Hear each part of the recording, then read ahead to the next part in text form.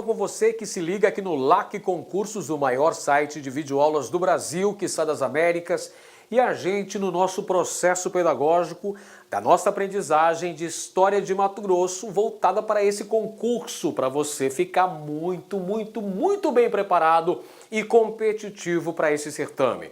Hoje a gente trata da crise da mineração e as alternativas econômicas de Mato Grosso ao longo do contexto da segunda metade do século XVIII e comecinho do século XIX. Pessoal, a gente está estudando para concurso público. Isso não é brincadeira. Estudar para concurso público requer muita dedicação e você tem que estar empenhado a estudar, empenhado a fazer os seus relatórios, os seus resumos, os seus mapas conceituais e as suas revisões. Não se esqueça de fazer revisão, é fundamental para a fixação do conteúdo e para que você tenha uma grande preparação e um grande desempenho. Então, a minha dica para você é essa aqui, olha. Insistir, persistir e nunca desistir. Olha só, meu amiguinho, eu nunca disse para você que seria fácil, mas eu também não disse que seria impossível. Depende de você. A gente está fazendo aqui o melhor possível. A gente está se empenhando, fazendo profundas pesquisas, burilando no material didático, indo à busca das questões mais importantes, das questões atuais dos concursos públicos aqui em Mato Grosso, trazendo um material de qualidade para aprimorar o seu aprendizado. Mas depende muito de você, da sua força de vontade. Não pode procrastinar, não pode entregar os pontos, não pode desistir, pessoal. Render-se nunca, retroceder jamais.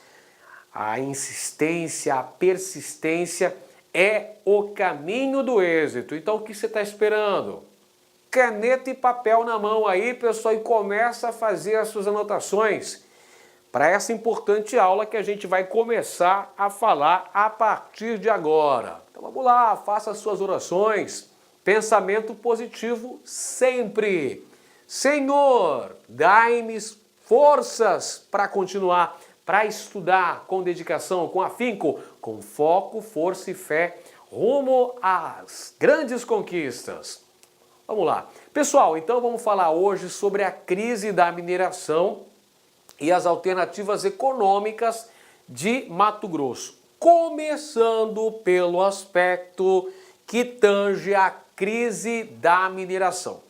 Recapitulando de aulas anteriores, a gente falou que a descoberta de ouro em terras que deram origem ao meu Mato Grosso querido estão relacionadas com as atividades bandeirantes.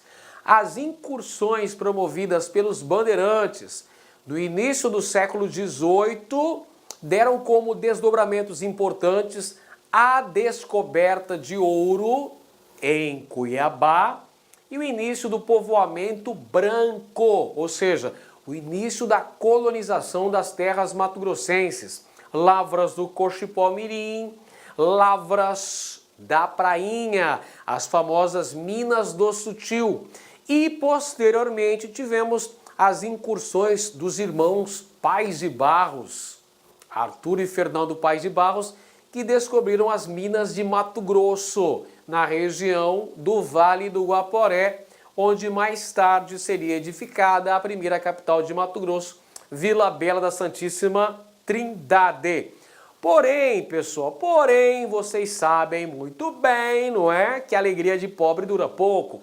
A descoberta de ouro, que foi importante nesse processo de consolidação, de conquista desse território, de ampliação dos domínios coloniais portugueses aqui na América, com a exploração econômica das minas cuiabanas e das minas guaporeanas, teve uma duração efêmera.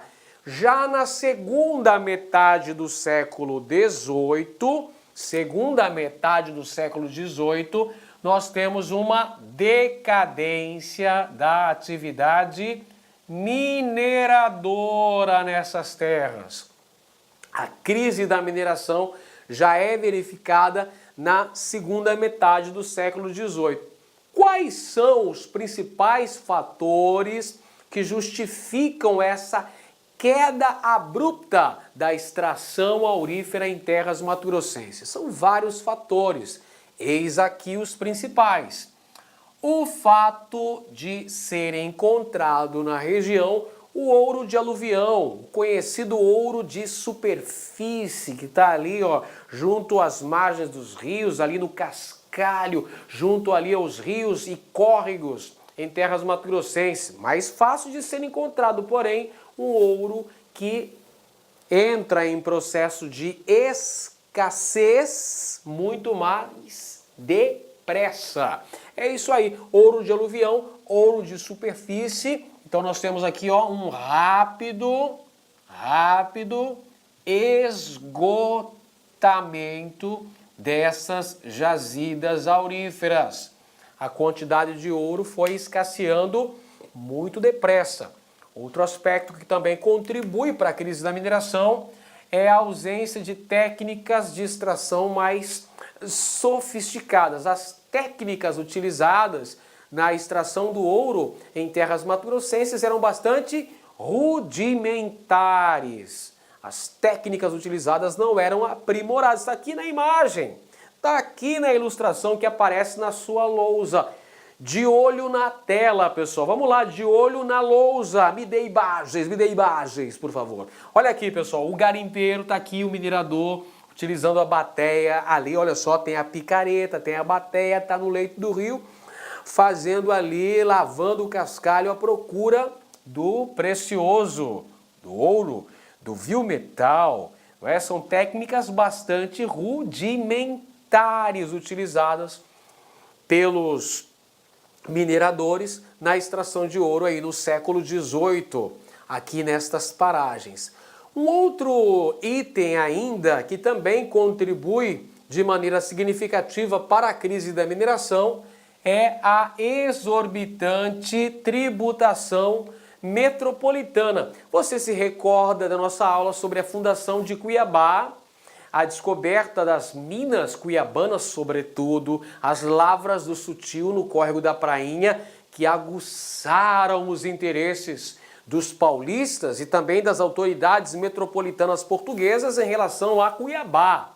Não foi à toa que o governador da capitania de São Paulo, Dom Rodrigo Moreira César de Menezes, ele mesmo, Dom Rodrigo Moreira César de Menezes, o governador da capitania de São Paulo, veio residir em Cuiabá para acompanhar em loco a extração aurífera e implantar uma rigorosa cobrança de impostos, um grande aparato fiscalizador aqui nestas minas cuiabanas. Vamos lembrar que Cuiabá estava circunscrita à capitania de São Paulo. Cuiabá fazia parte da capitania de São Paulo. Então, por essa razão que o governador, o capitão-general de São Paulo, se deslocou lá da sede do povoado para Cuiabá no intuito de implantar o poder metropolitano aqui nessa região, pessoal.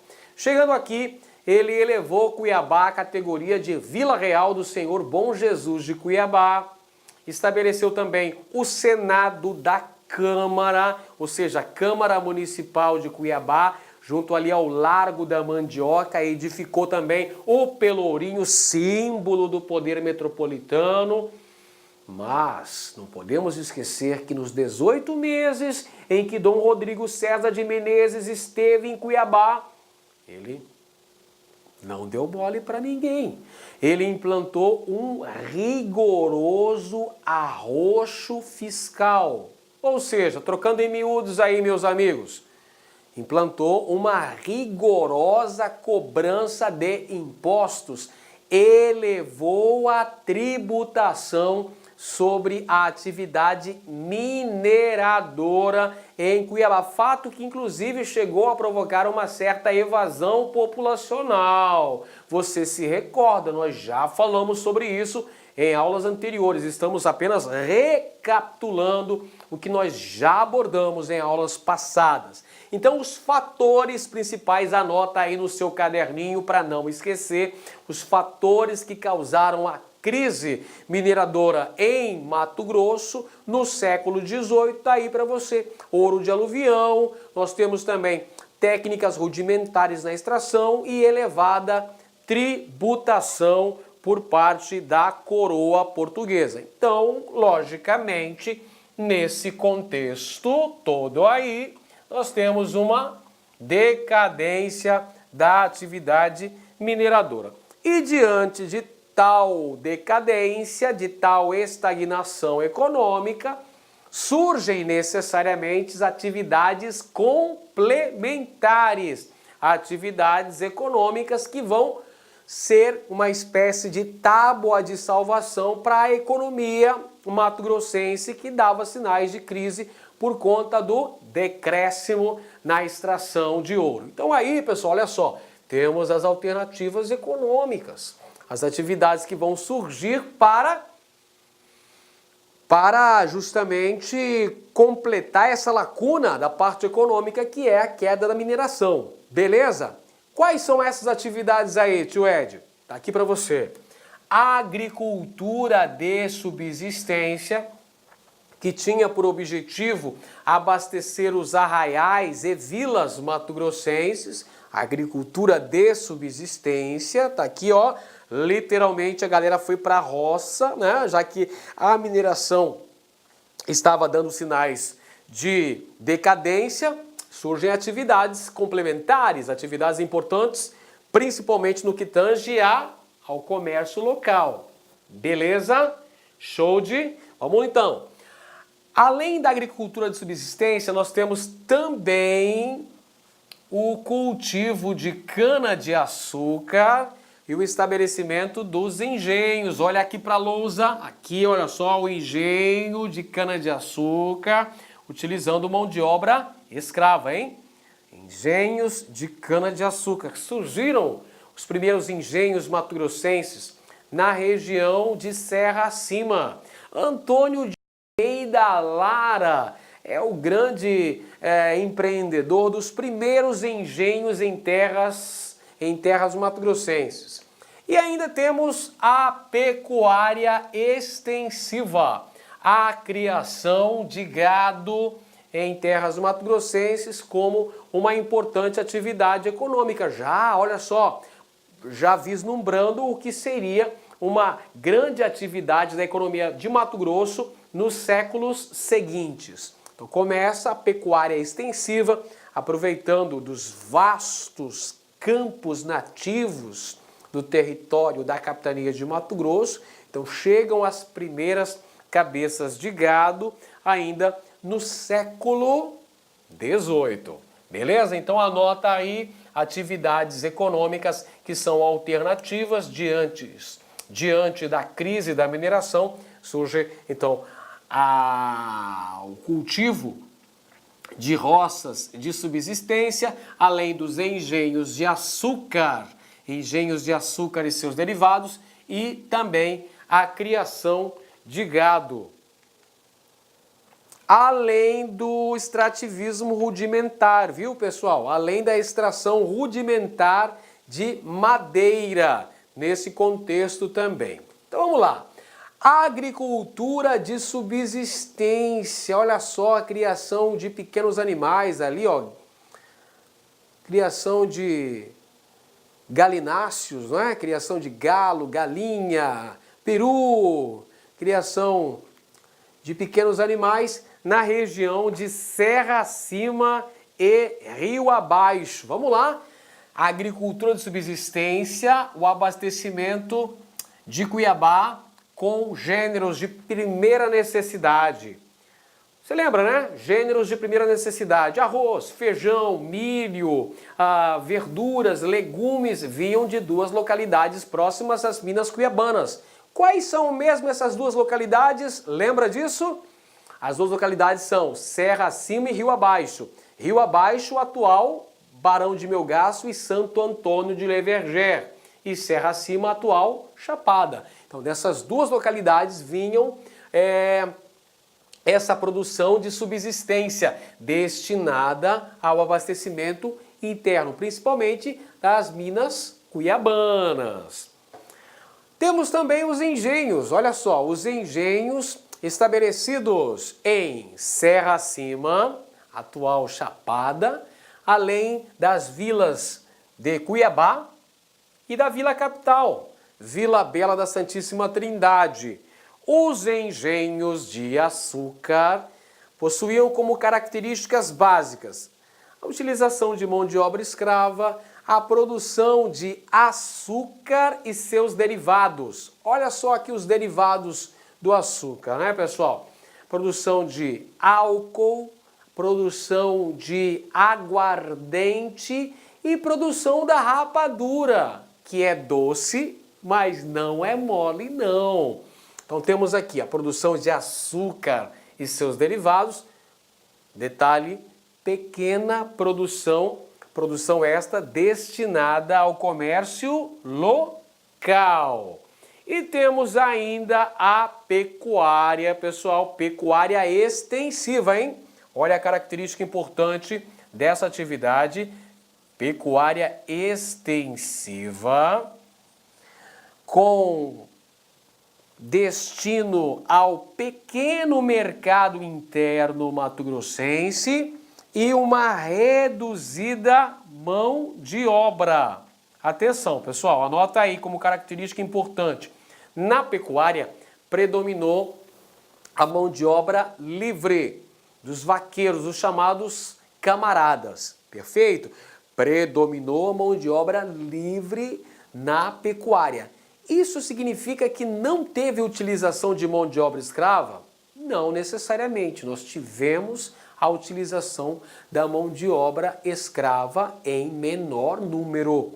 Afinal de contas, a pecuária exigia uma pequena mão de obra. Qual era o tipo da pecuária mesmo? Pecuária extensiva, gado solto no pasto, aproveitando então as potencialidades, os vastos campos nativos mato-grossenses. Beleza? Então vamos lá.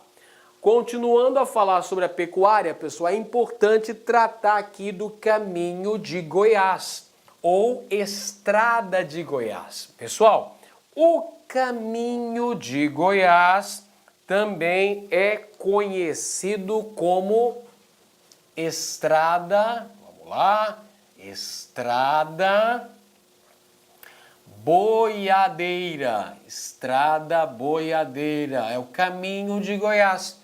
O caminho de Goiás passou a ser uma alternativa de acesso às terras cuiabanas após 1726. Porque vamos recapitular de novo, vamos voltar aqui e fazer uma revisãozinha rápida. Vamos lá. Com a descoberta das minas de ouro em terras cuiabanas, tornou-se necessário o abastecimento para essa região. O abastecimento externo era feito pelas monções, as expedições fluviais que vinham de São Paulo e traziam uma grande gama de mercadorias para Cuiabá. Ferramentas de trabalho, alimentos diversos, medicamentos, vestimentas, escravos, etc. e tal. Porém, essa era a única alternativa de acesso às minas cuiabanas? Lógico que não. Havia uma outra alternativa que foi um caminho terrestre que partia do interior de São Paulo, passava por Franca, passava pelo Triângulo Mineiro. Triângulo Mineiro, você sabe onde fica o Triângulo Mineiro, né? Beraba, Berlândia, Bosta de Araguari, né? Uberlândia, Uberaba e Araguari. Coitada de Araguari. Araguari é uma grande cidade. Um abraço para a galera de Araguari. Então passava pelo Triângulo Mineiro, depois entrava em Goiás, passava por Goiás, entrava em Mato Grosso e rumava em direção a Cuiabá. Então, o caminho de Goiás, que é essa estrada boiadeira, tornou-se uma importante alternativa de acesso às minas cuiabanas, que teve, por sua vez, como um importante desdobramento o desenvolvimento da pecuária. Pessoal, é através do caminho de Goiás que entraram as primeiras cabeças de gado em território mato-grossense. Perfeito? Então, o caminho de Goiás contribuiu para o desenvolvimento da pecuária mato-grossense, cuja produção era voltada neste contexto histórico a que nós estamos falando, século XVIII, eu estou falando de século XVIII, você presta atenção aí, amigão. Século XVIII, segunda metade do século XVIII, essa produção da pecuária mato-grossense era destinada ao abastecimento interno. Possuía uma baixa produtividade, portanto, já falei, mas torno a repetir, a pecuária extensiva desenvolveu-se nessa região. Então, uma pecuária sem grandes investimentos, sem utilização de modernas técnicas. É basicamente o gado solto ali na invernada, não é? O gado solto no pasto para ganhar peso para depois ser abatido. Tudo bem? É a chamada pecuária extensiva com baixa... Olá, meus amigos, minhas amigas, sou o professor Luiz Antônio Carvalho, com muito prazer, muita satisfação, estou aqui para fazer um convite muito especial para você que quer estudar com antecedência, com planejamento, com foco para o concurso da Prefeitura Municipal de Cuiabá. Você acabou de assistir um vídeo demonstrativo, não é nem uma aula completa, para você conhecer os nossos professores, os nossos mestres aqui da Lá Concursos. Eu digo para você o seguinte, nós aqui da Lá Concursos, nós estamos fazendo um super curso pré-edital para a Secretaria Municipal de Educação de Cuiabá. Concurso esse autorizado, concurso esse que, segundo o prefeito, deve ser publicado edital ainda no primeiro semestre de 2019. Claro que isso pode se antecipar um pouquinho, atrasar um pouquinho, mais importante que o concurso vai sair.